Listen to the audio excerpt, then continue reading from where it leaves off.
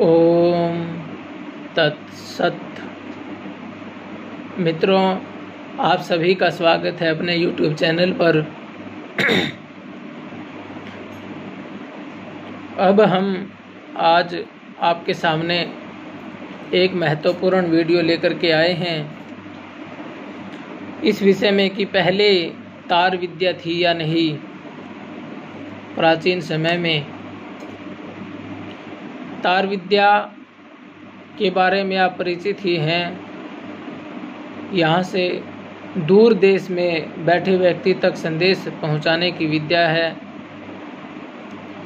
तो हम इसको तर्कों के द्वारा सिद्ध करेंगे कि तार विद्या हमारे देश में कब से है और तार विद्या किसने दी, तार विद्या का ज्ञान किसने सबसे पहले दिया। ये दिखाते हैं हम आपको ऋग्वेद के 10वें मंडल का मंत्र है। युवं पेदवे पुरवारमस्विना स्पृधां श्वेतं तरुतारं दवस्यथः शर्यैरभिद्युं प्रेतनासु दुष्टरं चर्कृत्यम् इन्द्रमिवाचर्षणि सहम्। ये ऋग्वेद के 10वें मंडल का मंत्र है, आप उसमें देख सकते हैं। इसका अर्थ करते हैं। अभिप्राय भाषार्थ इसका स्वामी दयानंद सरस्वती ने हिंदी में किया है। इस मंत्र से तार विद्या का मूल जानना चाहिए। पृथ्वी से उत्पन्न धातु तथा काष्ठ आदि के यंत्र और विद्युत अर्थात बिजली, इन दोनों के प्रयोग से तार विद्या सिद्ध होती है। क्योंकि द्यावा पृथ्वीरोक्त्य के इस निरुक्त के प्रमाण से इनका असली नाम जान लेना चाहिए। अर्थात पृथ्वी के अंदर जो धातुएं होती हैं और काष्ठ आदि होते हैं और इनमें बिजली का प्रयोग करने से तार विद्या सिद्ध होती है। इससे मोबाइल फ़ोन भी बन सकते हैं, इससे जो है टीवी भी बन सकते हैं, आपकी एलईडी भी बन सकती है। ये इसमें मूल सिद्धांत और संकेत दे दिया। सब में बिजली की आवश्यकता पड़ेगी इनमें। और आजकल आप देखेंगे तो फ़ोन में, एलईडी में, टीवी में, सब में बिजली की आवश्यकता पड़ती ही है। और धातु की भी इनमें आवश्यकता पड़ती है जो कि पृथ्वी के अंदर से उत्पन्न होते हैं। तो ये वेद का प्रमाण है। सबसे पहले वेद ने हमें तार विद्या का ज्ञान दिया। 1,96,08,53,000 वर्ष पहले वेद आए, ईश्वर कृत हैं, और उन वेदों ने हमें तार विद्या का ज्ञान दिया। आगे इसका भाष्य आगे है। अर्थात वह अत्यंत शीघ्र गमनागमन का हेतु होता है। अर्थात हम इस तार विद्या के जरिए बड़ी शीघ्रता से अपने लोगों से बात कर सकते हैं, उन तक संदेश पहुंचा सकते हैं। अर्थात इस तार विद्या से बहुत उत्तम व्यवहारों के फलों को मनुष्य लोग प्राप्त होते हैं। अब लाभ तो इसके हैं ही। अब कुछ भी आपको जानकारी प्राप्त करनी हो, आप वहीं बैठे बैठे फ़ोन करके कर सकते हैं। अर्थात लड़ाई करने वाले जो राजपुरुष हैं उनके लिए यह तार विद्या अत्यंत हितकारी है। युद्धों में भी ये बहुत काम आती है। वह तार युद्ध नहीं, वह तार शुद्ध धातुओं का होना चाहिए और विद्युत प्रकाश से युक्त करना चाहिए। विद्युत अर्थात बिजली।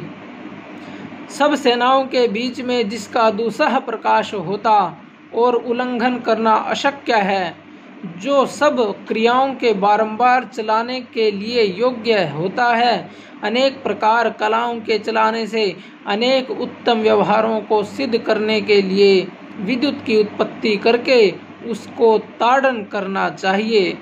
इसे सिद्ध होता है। पहले बिजली भी थी, स्पष्ट लिखा है बिजली, क्योंकि ये यंत्र बिजली से ही तो चलेंगे।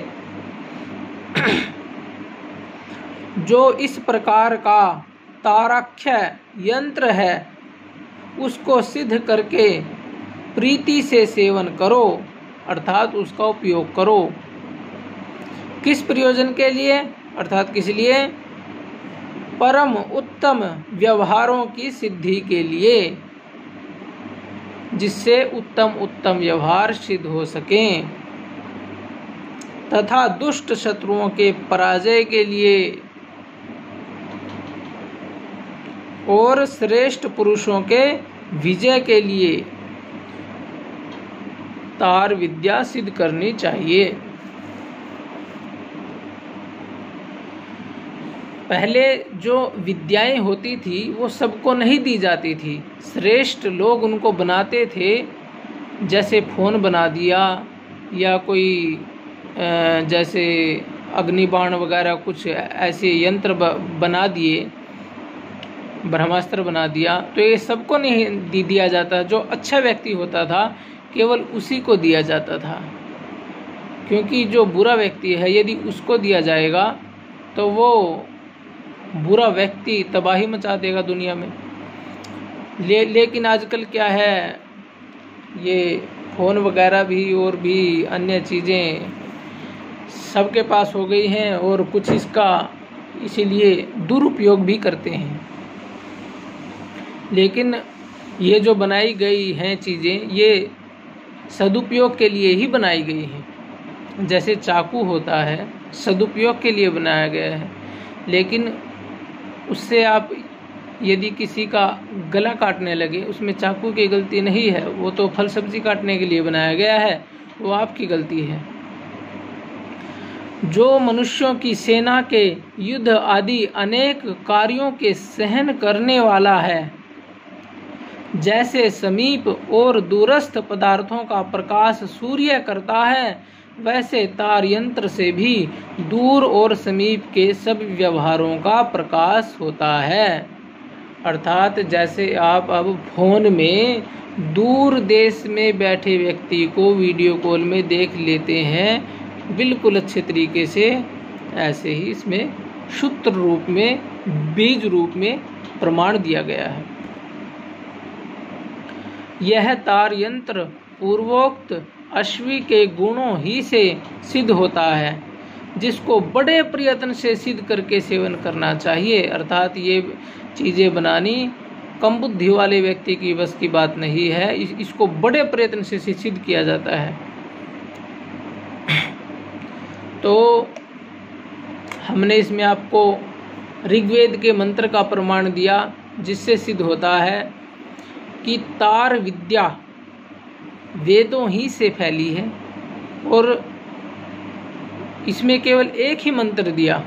यदि आप चारों वेदों को पढ़ेंगे तो आपको फ़ोन बनाने की, टीवी बनाने की, लैपटॉप बनाने की सारी विद्याएं आपको उसमें मिल जाएंगी। इसमें कोई आश्चर्यजनक बात नहीं है, ये एकदम सत्य बात है। लेकिन आपको वेद विधि पूर्वक पढ़ने पड़ेंगे। ऋषि दयानंद कृत भाष्य जो है उन्होंने वैज्ञानिक तरीके से किया है, उसी में वो चीज़ें आपको मिलेंगी, या किसी श्रेष्ठ आर्य विद्वान का भाष्य आपको मिले वो पढ़ सकते हैं, उसी में वैज्ञानिक तथ्य मिलेंगे। नहीं तो किसी पाखंडी का पढ़ेंगे तो उन्होंने अर्थ ठीक नहीं किया है, उन्होंने अर्थ का अनर्थ किया है देश को भ्रम में डालने के लिए, उसमें आपको साइंटिफिक बातें नहीं मिलेंगी। तो ये तो दिया मैंने वेदों का प्रमाण, वेद में स्पष्ट उल्लेख है, काफ़ी मंत्र आपको मिल जाएंगे इनके बनाने के। इसके बाद एक महाभारत का भी प्रमाण आता है। महाभारत का जब युद्ध होता है तो उस समय संजय को दिव्य दृष्टि दी जाती है ताकि वो धृतराष्ट्र को वहीं बैठे बैठे बता सके कि युद्ध में क्या चल रहा है, इतनी दूर से बैठे बैठे। तो वो दिव्य दृष्टि क्या थी?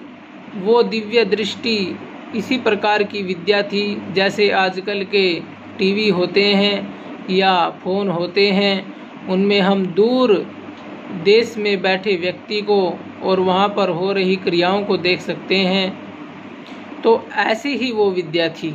महाभारत में इसका स्पष्ट प्रमाण है। पहले लोग हंसी भी लगाते थे जब तक टीवी बना नहीं था कि क्या ऐसे भी विद्या हो सकती है कि दूर देश में बैठे ऐसे कोई दिखाई दे। अंग्रेज लोग हंसी उड़ाते थे, लेकिन अब ऐसी विद्या आ गई, अब सबके सामने सिद्ध है। लेकिन ये सारी विद्याएं फैली वेदों ही से है। अब आप सोचेंगे कि जो साइंटिस्ट होते हैं वो तो वेदों को नहीं मानते। ऐसी बात नहीं है, ये आपको भरमाया जा रहा है अनपढ़ गुआर लोगों द्वारा। साइंटिस्ट वेदों को मानते हैं और वो वेदों में से पढ़ के खोज भी करते हैं, लेकिन वो आपसे फालतू बात करना नहीं चाहते, वो आपको फालतू बताते नहीं हैं। एक विद्वान हुए स्वामी ब्रह्ममुनि परिव्राजक, आर्य समाज के उच्च कोटि के विद्वान थे, वेदों के विद्वान थे और जो है संस्कृत के उच्च कोटि के विद्वान थे। वैज्ञानिक उनके पास आए और बोले कि आप हमें विमान शास्त्र जो है जिसमें जहाज बनाने की विधियां लिखी हुई हैं, आप उसकी बारीकी से हमें एक एक चीज समझाएं, क्योंकि हम और उत्कृष्ट विमान बनाना चाहते हैं। तो स्वामी ब्रह्ममुनि परिव्राजक ने जो विमान शास्त्र है उसका हिंदी में भाषा करके उनको दिया और उन्होंने उसको पढ़ा और उसके बाद उन्होंने उसके ऊपर और खोजें की। तो ये चीज़ें चल रही है, वो वेदों को मानते हैं। यहाँ तक कि डॉक्टर APJ अब्दुल कलाम ने भी अपने एक भाषण में कहा था कि मुझे मिसाइल वगैरह बनाने की प्रेरणा अपने प्राचीन ग्रंथों से मिली है, कुरान से नहीं, प्राचीन ग्रंथों से। कुरान में साइंस नहीं है। तो मित्रों, ये संक्षेप में हमने आपके सामने वीडियो रखी, और यदि किसी को कुछ पूछना हो वो पूछ सकते हैं। अंत में मैं एक बात ज़रूर बोलूँगा, जिन्होंने सत्यार्थ प्रकाश नहीं पढ़ी है वो एक बार सत्यार्थ प्रकाश अवश्य पढ़ें ताकि अपने धर्म के बारे में जानकारी हो जाए। क्योंकि हर एक मुसलमान जब कुरान पढ़ता है तो हर एक हिंदू को अपने धर्म के बारे में जानकारी के लिए वेद पढ़ने चाहिए। यदि वेद पढ़ने का सामर्थ्य ना हो, वेद बड़े हैं, तो कम से कम सत्यार्थ प्रकाश तो पढ़ लो। उससे भी इतनी विद्या तो आ ही जाएगी कि कोई आपको डिबेट में नहीं हरा पाएगा। उसमें वेद, रामायण, महाभारत, उपनिषद, मनुस्मृति सब का निचोड़ है। और जो ये कुरान, बाइबल, जैन, बौद्ध, ईसाई, कसाई, इन सब का खंडन है। तो आप इन सब का खंडन कर पाएंगे, क्योंकि ये लोग बहका करके हमारे हिंदू भाइयों को मुसलमान और ईसाई बना रहे हैं। और ये खतरा हमारे ऊपर सबसे ज़्यादा हिंदुओं के ऊपर है। हिंदुओं को एक होने की आवश्यकता है, जागरूक होने की आवश्यकता है। इसके लिए आप सत्यार्थ प्रकाश अवश्य पढ़ें और इस वीडियो को ज़्यादा से ज़्यादा शेयर करें, चैनल को सब्सक्राइब करें, ताकि ज़्यादा से ज़्यादा लोगों तक हम अपनी वेद शास्त्रों की बातों को पहुंचा सकें, ताकि वे लोग मुसलमान और ईसाई बनने से बच जाएं और उनको अपने धर्म के बारे में अच्छे प्रकार से ज्ञान हो। सभी को नमस्ते जी।